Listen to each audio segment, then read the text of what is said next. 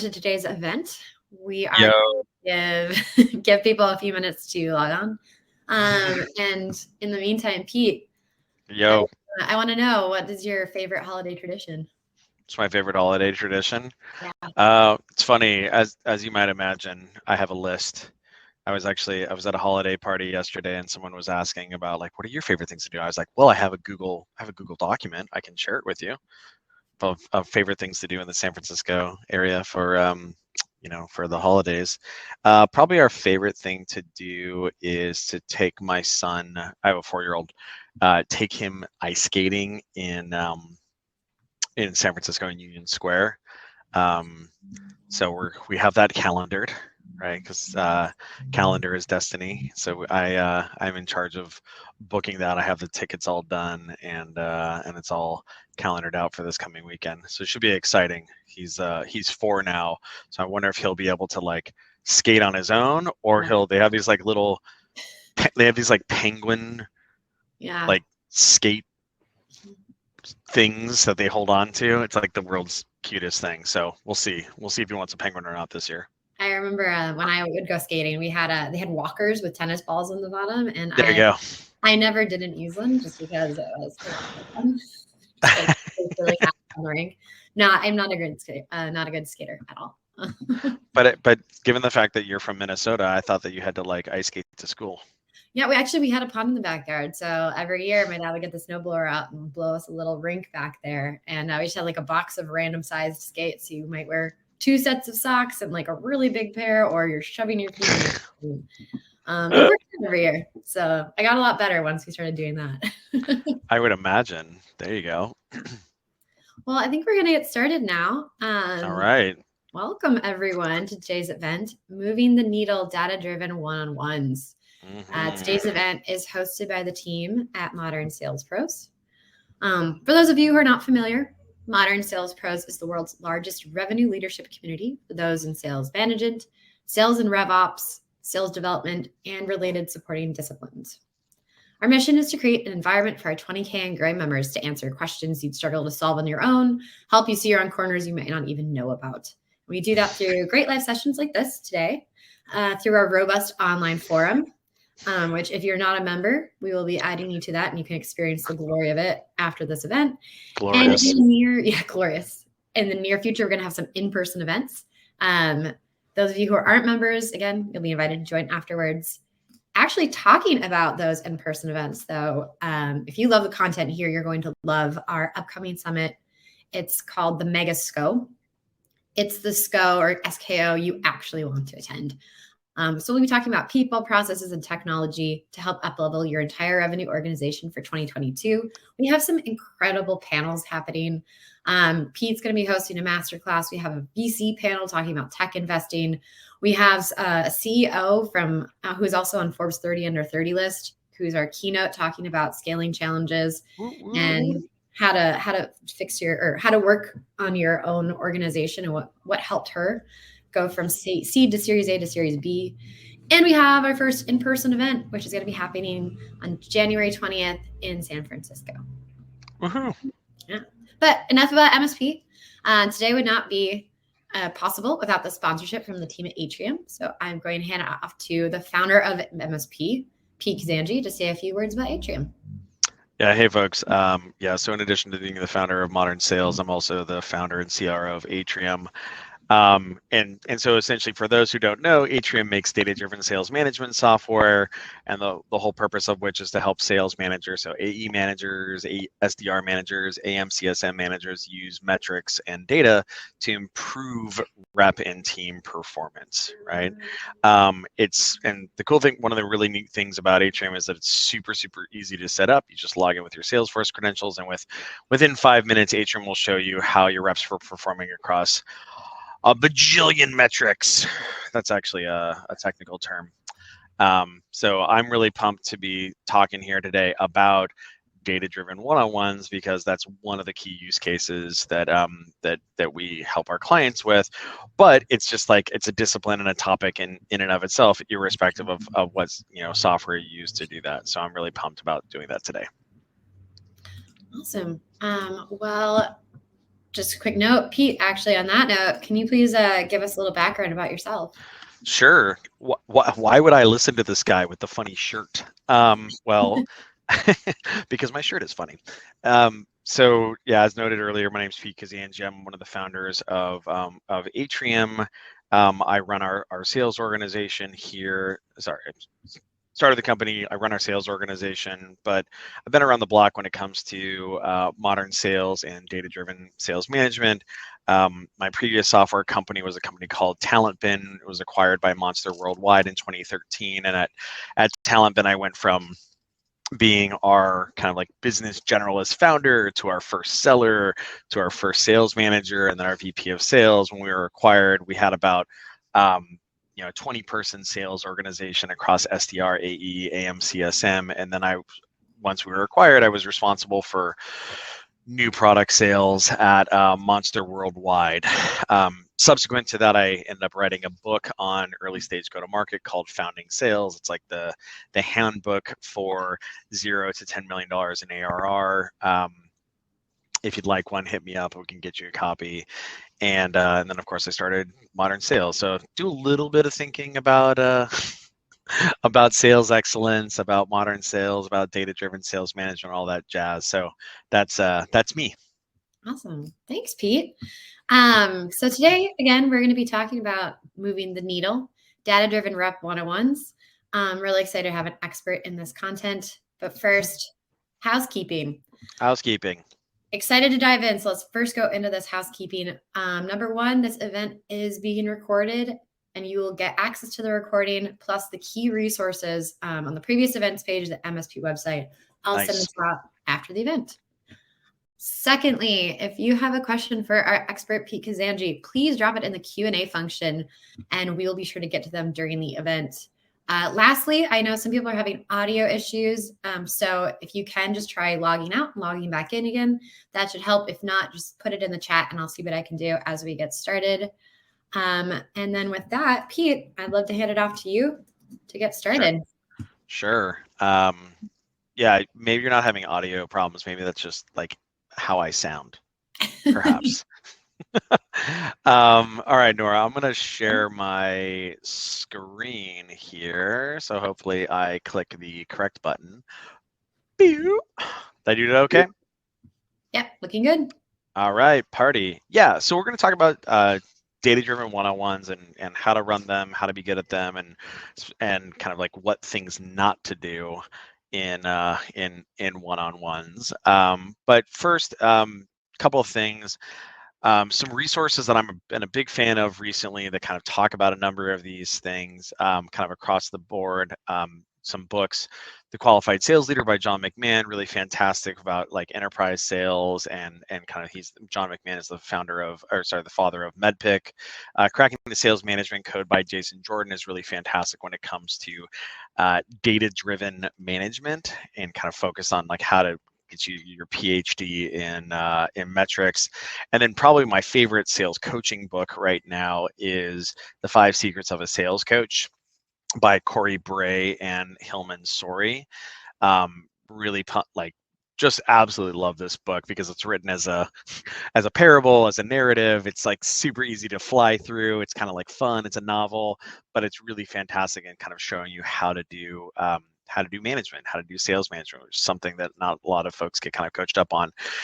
If you want any of these resources along with a Coffees for Closers mug, you can just go ahead and click on the link that Nora dropped into the chat room there, and we'll get you dialed in with that. But these are some of my favorite resources right now, and I highly recommend them.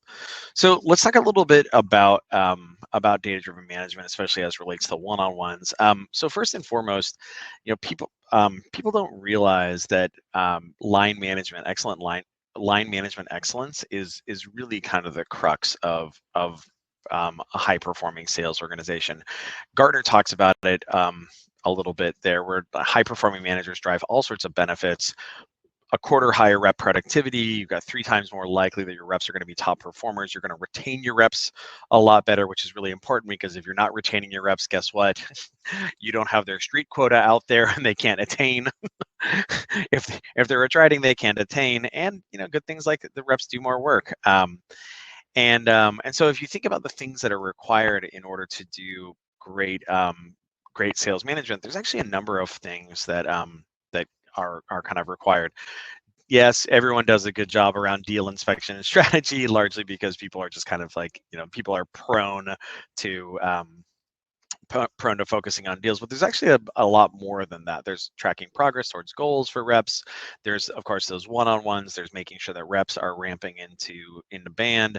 And then there's identifying issues and kind of fixing those issues, getting ahead of things. And then the flip side of that is making sure to take what's driving top performance in your top performance, driving out performance, and generalizing that out to the rest of the team. Today, we're going to be talking about one-on-ones because they're really, really important. In fact, don't take it to me, take it from me, take it from Richard Harris, right? We actually hosted an event for our Atrium customers recently for Richard to give a boot camp on SDR management. But like one-on-ones are probably the most powerful tool when it comes to managing your team.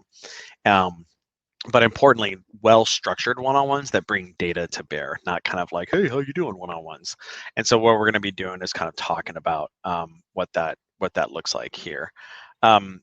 So what are some of the things that happen as a result of good one-on-ones? Well, you're building relationships and trust. You're having those good kind of like moments where you're having conversations. You're getting your reps to tell you what their challenges are, what their frustrations are. Conversely, this is the place where you can actually tell them what their challenges are, what you perceive their challenges to be, and you can coach them up on developing them by providing them ongoing feedback. The important thing is that by doing these things in a consistent fashion and getting ahead of things, again, usually from a data-driven standpoint, you can prevent larger issues, kind of like blow-ups down the line, and get ahead of those things. And all of this just drives accountability and better retention there. Kind of give you guys some examples of what a typical structure for a one-on-one might be. And then again, I have this like nice little handy dandy template here, linked from the link from the slides here that you can use at home. We'll send these slides out after the fact if you're interested in them. But the way to kind of structure a one-on-one would be you have it either calendared weekly or bi-weekly. I like to do my one-on-ones bi-weekly, so every other week. They're 30 minutes. Importantly, it's really important not to skip them, because I know that we can all get super busy. I think like, oh, okay, I'm going to skip this because I'm going to jump onto this closing call or what have you. You can move them, right? But don't skip them, right? Just move them back and forth a couple days, move them to an open spot in the calendar, but don't skip them, because if you start skipping your one-on-ones, you're going to kind of have the converse of all of these, right? So instead of these benefits, you're going to have the opposite of it. You're going to encounter larger issues. You're going to have a deficit of accountability, and you're going to drive attrition as opposed to driving retention. So don't skip them. Some examples of things to do there. One, it's always nice to have a space for rep topics. A lot of times people say like, oh, I like to make this the meeting for the rep. That's like an abdication of managerial responsibility. You should have space in there for rep topics, like, hey, what's on your mind? What's bugging you? What would you like to bring to the table? But they're not responsible for the agenda of the document, or sorry, the agenda of the meeting. That's you. That's why you get paid the big bucks as a manager. Things that you might want to be focused on within that one-on-one would be outstanding action items from the prior week or prior 2 weeks ago. Pipeline review or accounts engagement there, but importantly, you don't want that to be the totality of it. You'd want to be looking at activity levels and then also specific coaching areas. What I like to do is I actually split out pipeline review from one-on-one, so I can focus more purely on the coaching things. I actually have what we refer to as a deal strategy meeting that's like a half hour that happens every week, and that's essentially the space on the calendar where I talk about I talk about deals or have reps bring the 2, 3, 4, 5 deals that they want help with. And what that does is that actually gives me a lot more space in my one-on-ones to be focused on coaching and be focused on kind of these other higher leverage things, as opposed to constantly being in the weeds and on deals, as opposed to improving the rep, which is a higher leverage thing to do. So that's how to do one-on-ones. So then why would we want to use data? These are some of the reasons why using data is so powerful. Importantly, the biggest thing is that using data and metrics is a great way to get leverage, right? What do I mean by that? Well, riding along on calls is low leverage, right? You never know if you're going to be on the right call. You're probably wasting most of your time there, kind of just sitting there spaced out doing email. Similarly, like listening to hours and hours of calls is also low leverage. Being able to zoom in on the calls that you might need to listen to is like, hey, this rep has a problem in discovery, or this rep has a problem in closing, as indicated by conversion rates. That is actually much higher leverage. Closing deals for your reps is low leverage. As attractive as it might be, and this is like a failure mode that junior managers also oftentimes succumb to, is having been a rep previously and maybe a high performing rep. You're used to closing deals, or like that's the kind of the muscle that you have most developed there. But the problem is that there's only one of you, and so if you're trying to be a super rep and close deals for your reps, unfortunately that's not nearly as high a leverage as getting every single one of your reps to be 10% better, 5% better, 10% better, 15% better, versus you being on every single one of their calls, whether there's 6 of them, 8 of them, or 10 of them, because there's like no way to do that. And then importantly, like recurring deal inspection only shows you a deal by deal snapshot. So if you're only looking at deals, you kind of like lose the forest for the trees, if you will, where what's going on with this deal? What's going on with this deal? What's going on with this deal? You may miss the fact that if you zoom out, holy mackerel, this rep's problem is that their average selling price is 30% lower than the other 10 reps on their team. That would indicate the biggest area of potential improvement for that rep would be raising his or her average selling price, which if you're in every single little deal, you would miss that by not zooming out. And as a result, and then doing that for each different rep. This rep has a problem with their average selling price. This rep has an activity problem. This rep has a pipeline hygiene problem. This rep right here has an improvement area around opportunity conversion rates out of discovery. But again, if you're in the deals, you're never going to see that up here and understand where to zoom into and fix things. And so that's why using data in conjunction with those one-on-ones is so powerful, because it gets you leverage and it gets you out of the business of just kind of like listening to anecdata, like, oh, how are you feeling, right? So we're going to talk a little bit about how we can do this, how we can implement using metrics and data in our one-on-ones. And so the example that I'm going to use here is for continuous improvement is a model called the UDO Loop that was popularized by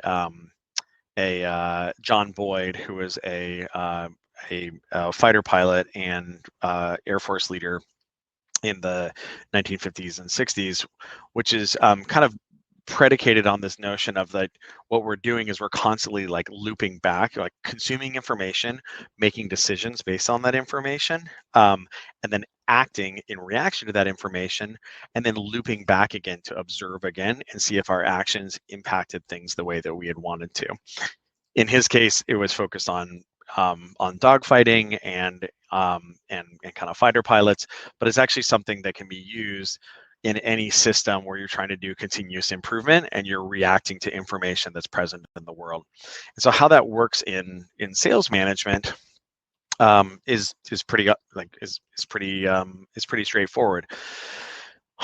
Without data, the approach is kind of like, oh man, I didn't see that. This rep misses their bookings number. This SDR doesn't hit their quarterly ops created issue.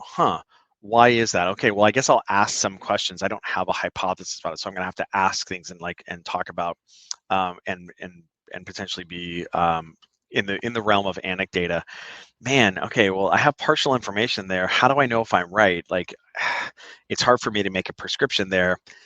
Man, I'm just not going to act. And so this is something that I'm sure a lot of folks can kind of empathize with, is like making decisions under uncertainty without much data can be very tough, and you can get you into a situation where you just don't act and just kind of kick the can down the road. And so the better approach, of course, is using metrics and using data.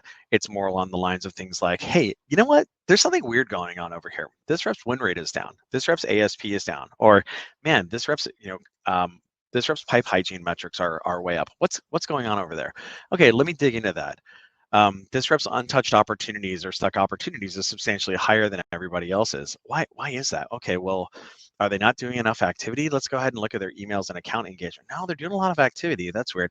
Okay, well, let's look and see if they're overloaded from an opportunity ownership standpoint. Oh my God, they have twice as many ops as everybody else.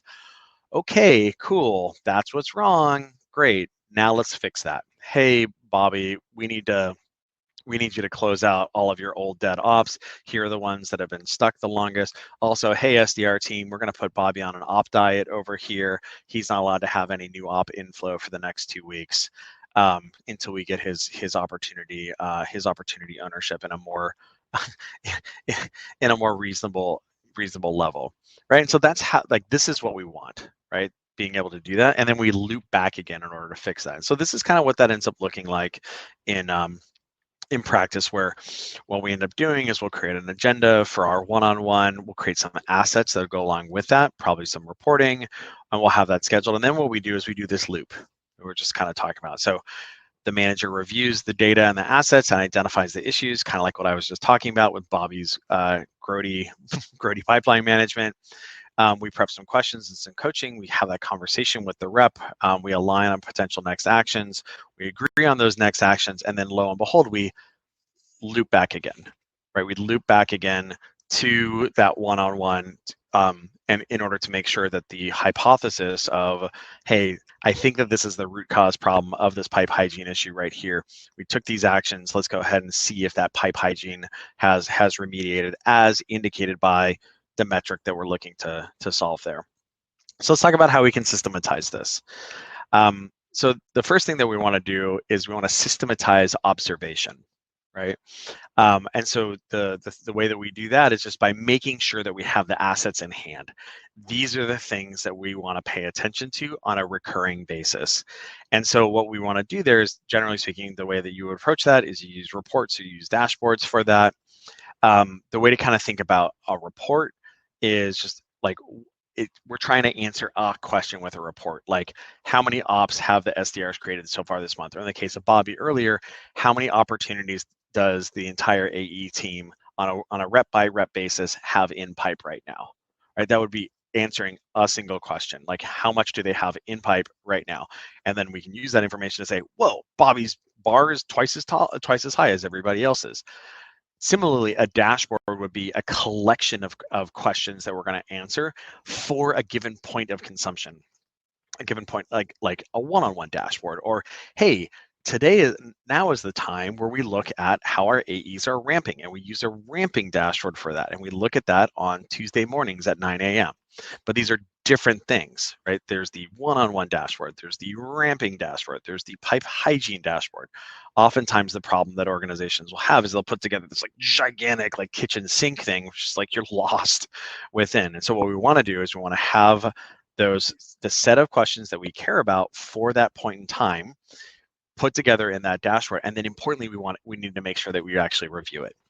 Similarly, it's a good thing to have multiple views per metric, not like a bajillion different ones, but to use the example earlier about Bobby and his grody pipeline, it might be something like, here's one tile in a dashboard where it's how many opportunities does each AE own right now at this moment in time, and then there might be a tile next to that that shows opportunity ownership over time, right? So those 5 AEs or those 10 AEs and their opportunity ownership as a trend chart, as a trend graph over the last 6 months. And we can see, oh, that's where Bobby started getting way more opportunities than everybody else. Or alternatively, like, oh man, Bobby's always had this problem. Man, I should have gotten ahead of this. I hope my VP of sales doesn't find out that I wasn't managing him with with data this well.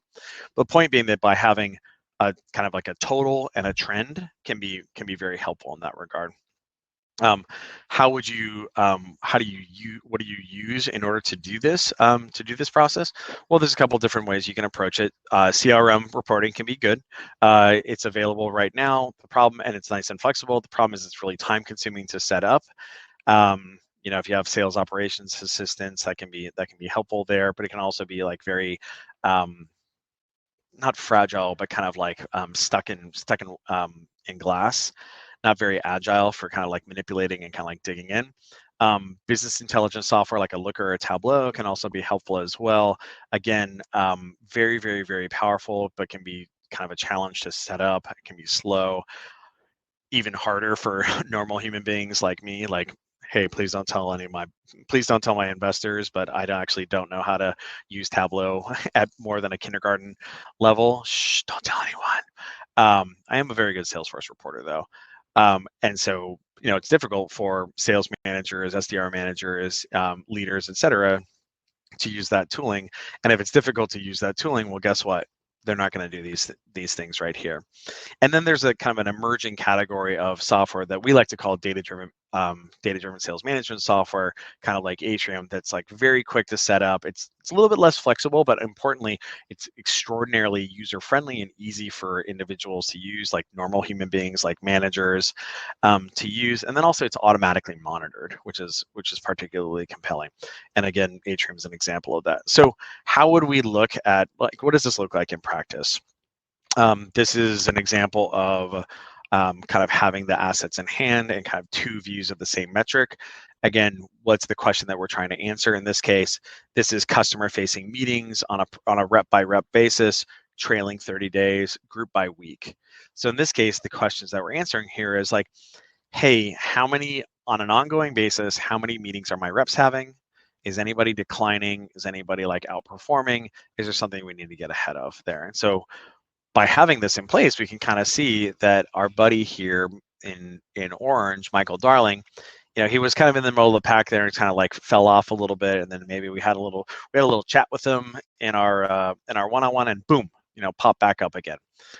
Similarly, Cyril up here has been outperformant the entire time for the trailing 90 days, the trailing 30 days. And so there might be a good example of like, man, what is the secret to this guy's success? Like, how was he able to like be so high activity as compared to his peers? Maybe that's something that we can investigate in our one-on-one and then figure out what the secret of his success is, and then generalize that across the rest of the team. And then similarly, we can kind of see that see kind of the current total of that right here by again having a total next to a trend there.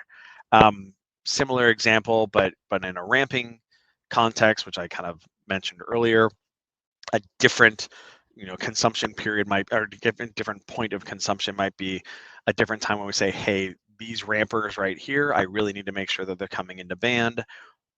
This is the time that I'm going to go ahead and look at that.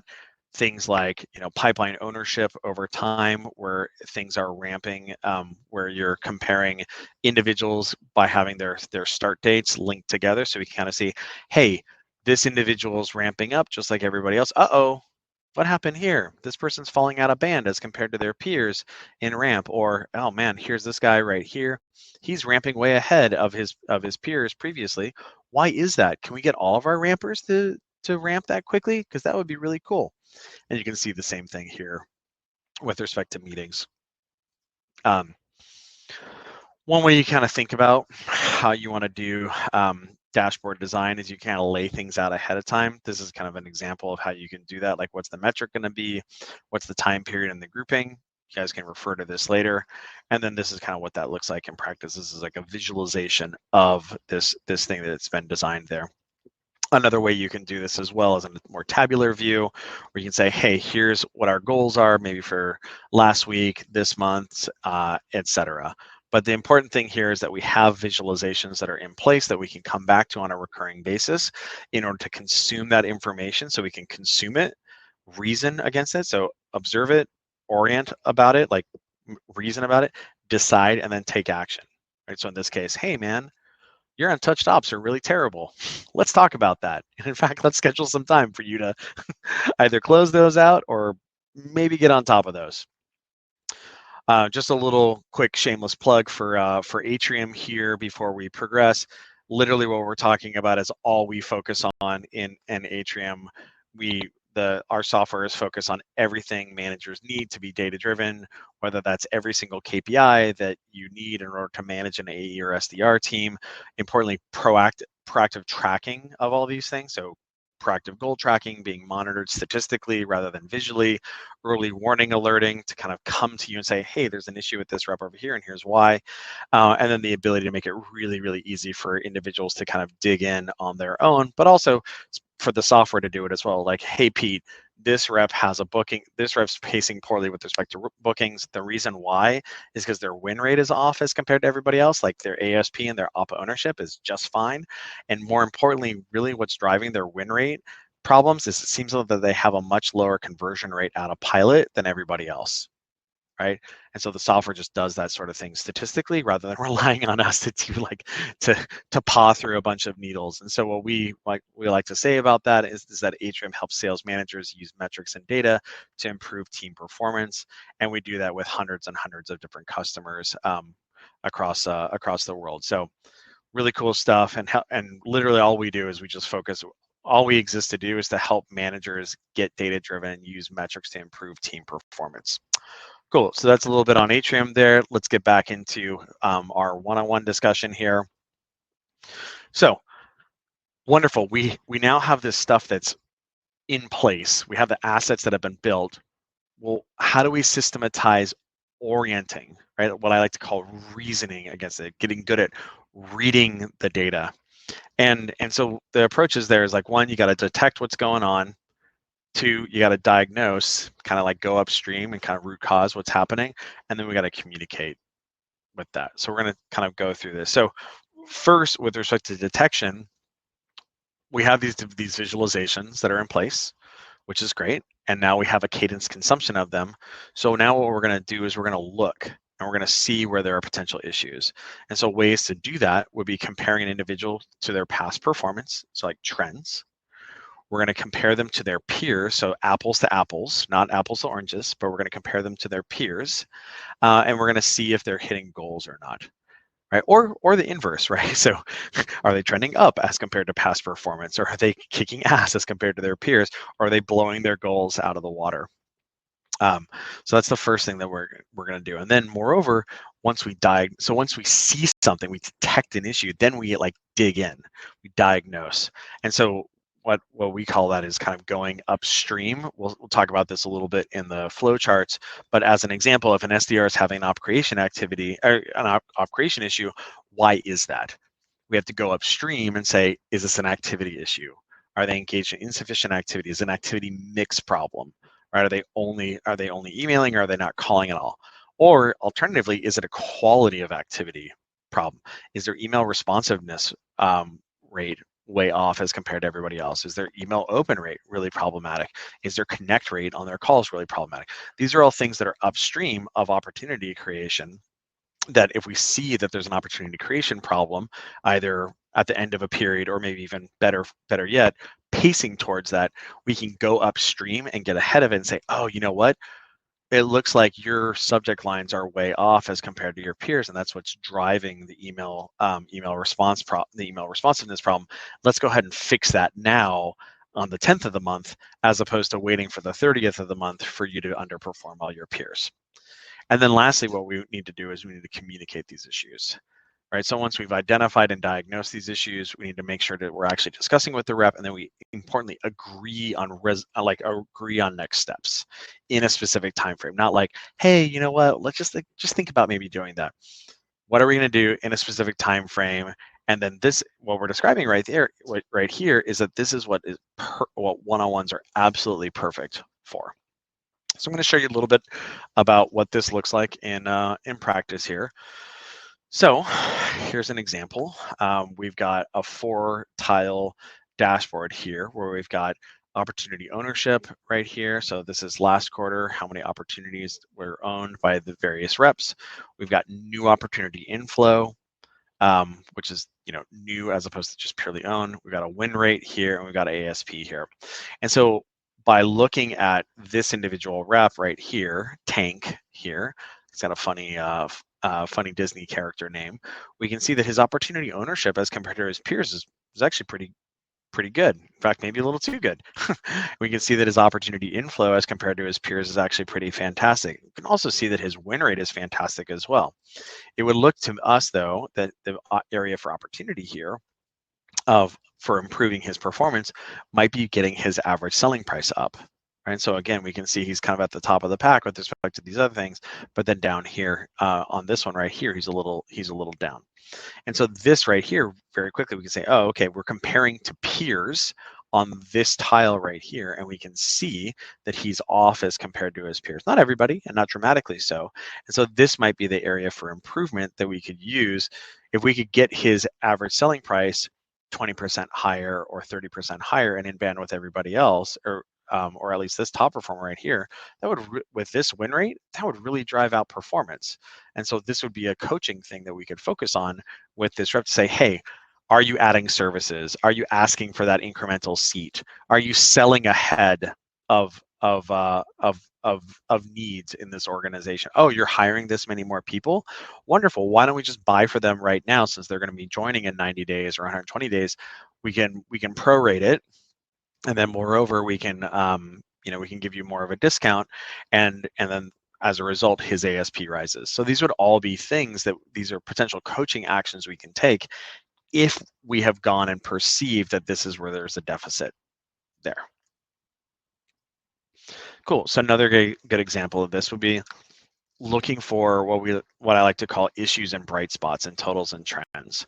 So this right here, we can see, hey, you know what? This is meeting volume for these various reps. What do we got here? We got a bright spot right here. We've got this rep Cyril, who's taking care of business along with King right here. And then we've got somebody who's a little bit kind of like lax right here. I forget, what is that? Nutty the Vulture. So this is a great way of saying like, hey, you know what? Here's outperformance right here. We can talk about that in a one-on-one. Maybe take a screenshot of this, send it out to the team via Slack. Woohoo!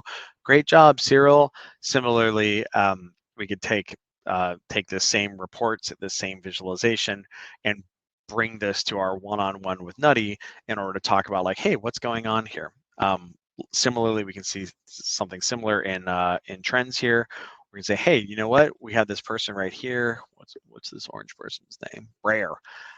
We've got Brayer Rabbit here, and it looks like he's like declining over time, right? So we can see a trend, a decline in a trend here, and this would be another way that we potentially could get ahead of a potential problem here. So what we just talked about right there was using our eyeballs in order to do this.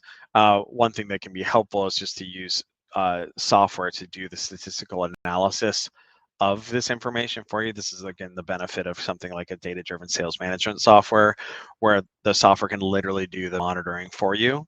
Right, so rather than using your eyeballs, the software just does the statistics for you. Like, hey, this individual has 40% fewer new opportunity inflow as compared to their peers. Or on the flip side, this person's taking care of business. This person has 75% more new opportunity inflow as compared to their historical trend.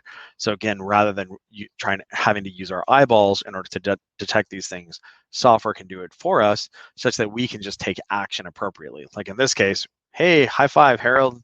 Good job. What are you doing? Oh, I'm doing this prospecting program right here. Oh, okay, cool. Can you get with Angel and show them how to do that prospecting program, and we can potentially remediate this this new opportunity inflow problem that she's got going on here? Hey, thanks.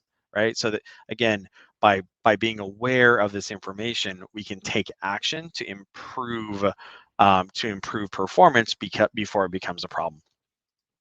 Some kind of examples of what this looks like in practice here would be, this is what I like to refer to as kind of going upstream. This is an asset that we put together here at Atrium around the drivers for both the bookings formula or the revenue formula and also the SDR pipeline formula.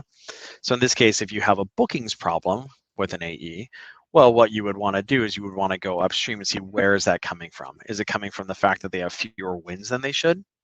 Is their win count fine? It's actually that their average selling price is too low? Or is it actually that their win count excuse me, that their win count and average sales price is fine, but their deal cycle is elongating and it's pushing things out. Where is the issue? Oh, okay. Well, let's say that the individual is light with respect to wins. Okay. Well, where's that coming from? Is it coming from a win rate problem?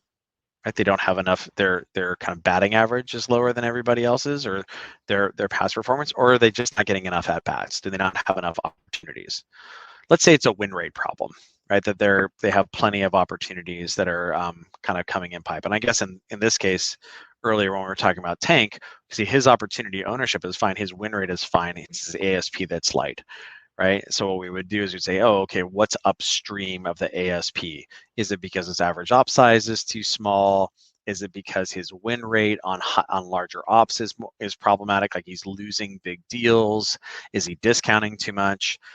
Maybe in the converse situation where we have, actually, let's go back over here. Yeah, where we have these reps, right, that have a lower win rate.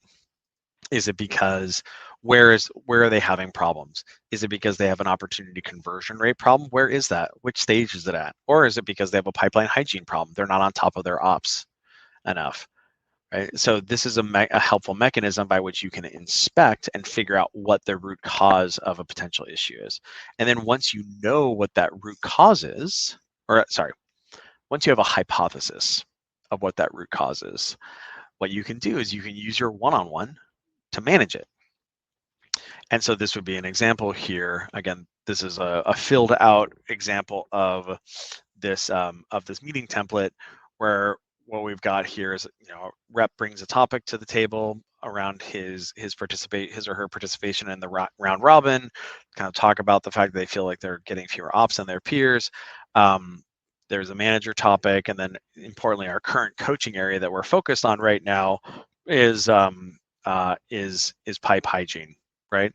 And so what we're going to assign here, specifically untouched opportunity counts. And what we're going to assign here is a specific action item to calendar 2 1-hour blocks per week on the calendar, right? To make sure that it actually happens. As we like to say in our sales organization, calendar is destiny. So calendaring 2 1-hour blocks for pipe management using a specific report. Here's the report of your untouched opportunities.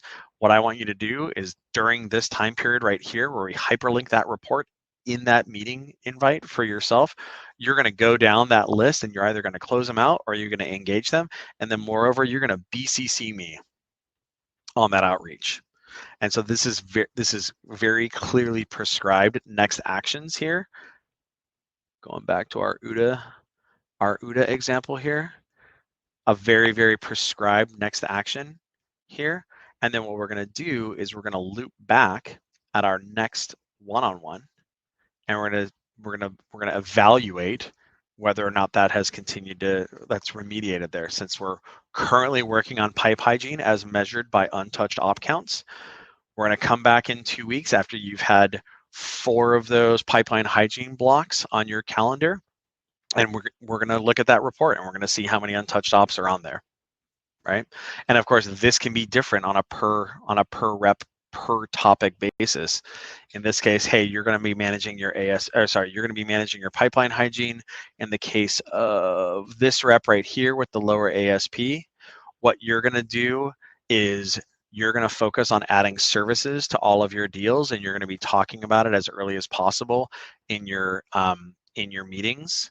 And moreover, you're going to CC me on proposals that you send to your clients, specifically calling out services addition. Again, I'm just kind of making stuff up here, but the whole idea here is that we use data and metrics to diagnose, to detect the potential issue, form a hypothesis around what the problem is, and then we prescribe a resolution to it, make sure it's implemented, and maybe not just prescribe it, but I'll actually like co-create it. Like, hey, you know what? Why do you think that you're having this pipeline hygiene problem? Oh my gosh, I'm just overloaded from a meeting standpoint. The SDRs keep putting meetings on my calendar. I don't have time to manage my pipe. Totally, I hear you. Let's go ahead and block time on your calendar such that the chili piper, queue can't put that on your calendar, right? So you actually block time out such that you can actually have time to manage your pipeline appropriately.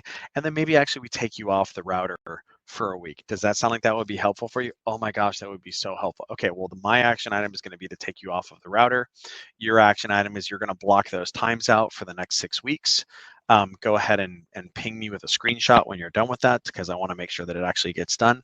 And then in 2 weeks, when we come back again, we're going to see how we've positively impacted our untouched opportunities and our pipe hygiene. And then ideally, we'll see our win rate raise over time. Does that sound like a plan to you? Yeah, that does sound like a plan. Man, you're a great manager. Hey, I went to Pete's webinar. Cool. So that's how we systematize looping back and making sure that not only are we prescribing and co-creating these next actions, but making sure that we're coming back and we're looking at them. So the big thing here, kind of the last section we're going to talk about here is using opportunities for coaching up our reps and kind of changing their behavior. And so what does coaching look like? Well, what coaching looks like is detecting an issue, forming a hypothesis of what it looks like, and then talking with the rep about it. It's not dissimilar to selling, right? Asking discovery questions. So rather than it being things like, hey, when's that Lockheed deal coming in? It's like, hey, what's concerning you about the Lockheed deal? Notice that's an open-ended question. It's not closed-ended. Are you concerned about the Lockheed deal? Nah, bro, I got it. Versus what is concerning to you about the Lockheed deal? Instead of, can you make this forecast bigger? It's, hey, I've noticed that your forecast is pacing behind. I brought data, right? I brought data to the conversation. Do we have ideas on how we can pull things forward, or alternatively, how can we potentially avoid this in the future? I need you to do more activity. Hey, I've noticed that your meeting volume is off as compared to where it has historically been. What are your hypotheses around what, how that's happening? So again, I'm using data, so I don't have an anecdote. Like it's not opinions. I'm using data because it's observable right here. Like, hey, here's your customer facing meeting volume. You're off as compared to where you have been historically. What's driving that? It could be like, oh man, one of my family members is having a health issue and I need to contend with it. Oh man, how can I support that? Versus like, oh, I'm feeling a little burned out because I was having so many meeting volumes. Okay, wonderful. Maybe what we need to do is set some goals around having too many meetings, right? Or alternatively, it might be, yeah, you know what? I kind of haven't been paying attention. And I let my prospecting fall off. That's a good call out right there. We can get ahead of it. And so rather than kind of like showing up and be like, hey, you need to do this thing right here, it's like, hey, I saw this thing. Let's talk about it. Let's figure out what a potential solution to that might be, and then let's work on that together. Again, I'm a huge fan of what the closed loop guys talk about in 5 Sequences of Sales Coach. Coach is their acronym for challenge, outline, action plan, consequences, and hold accountable. Kind of what I was just talking about. Like, hey, here's the challenge we're saying. Your meetings are light. Your pipeline hygiene is not great. All right, let's outline that. Let's create an action plan for it. Hey, what are the consequences associated with this? Like if you don't clean up your pipeline, what's going to happen? And then how are we going to hold this accountable? There. Again, can't recommend that book enough. And if you guys would like a copy of it, we're giving them out. I think Nora's going to drop a link into the chat room there. So let's kind of give an example of what data-driven coaching might look like here with one of my reps. So this is some data-driven coaching example. So from an observation and a diagnosis standpoint, I observed that one of my reps had some lighter conversions than his peers at the top of the funnel and the bottom of the funnel. So this is actually, this is a card in Atrium that shows conversion rate. So from stage to stage. So how many, what proportion of the opportunities in a given stage, so like stage 1 or stage 0 or stage 3, progress to the next stage. And so this blue line right here is kind of team average, which is a really good thing to kind of compare an individual to. And then this rep right here in orange is the person I was coaching up. So what you can see is that his conversion rate out of meeting pending was a little bit light as compared to his peers. Yeah, his meeting conversion out of security review, or sorry, his op conversion rate out of security review is a little bit lighter than others, but not super much. Substantial problems around progression out of proposal, and then also things kind of falling out of the pipeline in contract out, which is never something that you want to see, right? So what we did was we worked on improving behavior at the top of the funnel. So this is actually a different visualization of the same KPI. So this is conversion from a given stage to the next, but instead of it being every stage, it's just focused on conversion rate out of discovery. And you can see this rep right here was kind of light as compared, like he was lighter here, and he definitely took a dip right here. And then we engaged in this coaching behavior, right, to improve their behavior at the top of the funnel around setting next actions, being prescriptive from a recommendation standpoint in those discovery conversations around next steps, and doing a better job of executing on discovery in general. And so what you can see here is like, boop, he popped up, his behavior, his conversion rate out of discovery jumped up very substantially after that coaching started to happen there. So he jumped up from a 50 to 60% conversion rate out of discovery to more in the 80 to 90% range there, which was great. So this is exactly what you want to see. You see a problem, you're like, hey, you have a hard time hitting the curveball. Let's go ahead and get in the batting cage and let's hit a bunch of curveballs until you get good at it. Similarly, you're having problems progressing things out of discovery. Let's go ahead and work on that together, and then we're going to measure whether or not you get better at pulling stuff out of discovery. And what was even cooler about this is that as a result of them getting better at getting things out of the top of the funnel, this individual gave themselves way more at bats and got way more opportunities into live pilots as compared to his historical behavior, which eventually drove to, or which combined with a much higher win rate from the proposal stage. In this case, we also worked on his late stage behaviors. You can see his win rate from proposal had been, this was a particularly bad month, but his win rate from proposal had been about a coin flip, 50-50 flip, and that jumped up to more around the 80% range there. And so more top of funnel, or more opportunities making it through the top of the funnel, combined with better late stage win rate, drove much higher output. So in this case, you can see subsequent to that coaching behavior, great conversion from a top of funnel standpoint, great conversion from a down funnel standpoint as well, which led to a substantial rise in down funnel pipeline, because no longer is the rep's pipeline leaky. Instead, he's progressing it down pipe, getting to a nice stacked down funnel pipe, which subsequently led to a lot of bookings, which is exactly what we want. And so this is a great example of using data to diagnose a potential issue, coach around it, hold accountable to the resolution, and then measure whether or not the performance is coming, which in this case very positively was. So this is just one example of how data-driven sales coaching can work. But the impact here is to do it for each of your reps on the specific area where they have their biggest area of improvement, which is how we drive better performance of the organization. We can't just magically say like, oh, we need the forecast to be better, or oh, we need to have more bookings. Literally, like, your forecast and your bookings is the result. It's the summation of all the individual forecasts and all the individual selling behavior of your reps. And so the way that we can make our bookings or our opportunity creation or our forecast better is by improving 5%, 10%, 15%, 20% each of our SDRs, AEs, AM, CSMs on the specific thing that they're struggling with, as indicated by inspecting, observing, detecting the issue, and then taking action. And again, this kind of goes back to why data-driven sales management is the future. And the good news is there are a bunch of organizations that are doing this already. The bad news is there are a bunch of people who are kind of resistant to this. They're probably not going to be around long term, but this is definitely the future of data-driven sales management. And you see it showing up everywhere in the market, whether it's like advanced athletics, which is something that a presentation I really like to give on kind of the permeation of advanced analytics in in high-end sports, whether it's basketball or baseball or golf or what have you, but also things like sales management as well. So just to kind of recap here, some tips on highly productive one-on-ones. Create that shared Google Doc. We have a template there that you're more than welcome to steal and make your own. Replace the Atrium logo, put your own logo in there instead. You'll look super fancy. Be purposeful about it. Like, what are we trying to do in this meeting? What's our specific coaching plan? Link to all these assets in your calendar invites.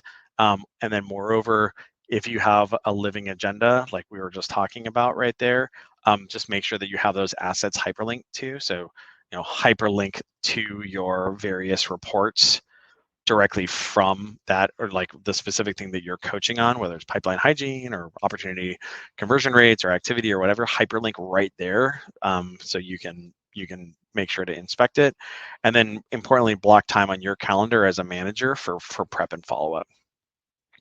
Cool. So I think we've got 5 minutes left here. Just want to give a thank you to everybody for coming and hanging out and listening to me wax poetic about data-driven one-on-ones. Again, if you're interested in grabbing some of these resources, all of these books are fantastic and get you a wonderful Coffees for Closers Yeti mug as well. Just go ahead and hit the hyperlink that I think Nora is going to drop into the chat room here. We have tons and tons and tons of other resources in our Data-Driven Sales Management Academy as well. And then lastly, Atrium literally exists to help managers do data-driven sales management. It takes about 90 seconds to set up an account for yourself. You just connect your Salesforce account. So I would highly recommend folks go ahead and do that and kind of see what's going on with their team. But I think that's it. Nora, what do we miss? Nothing much. Just a quick note, though. If you did ask a question in the Q&A, we did not get around to answering it. Pete and the Atrium team are going to follow up with you afterwards and make sure that we have answered all of your data-driven sales management questions, even the ones you didn't even know you had. With that, we are going to wrap up. First, really want to thank you all for attending. We loved having you here. Thank you so much to our sponsor, Atrium. You are awesome. We wouldn't be here without you. And major thanks to Pete. There's just like so much here, and I know this is going to up-level everyone's one-on-one game. The recording and key takeaways will be up shortly on our site. I'm also going to email them out to everyone along with the slides and some of the resources. So yeah, I think that's about it. Thank you, everyone, and have a wonderful holiday season and the rest of your week.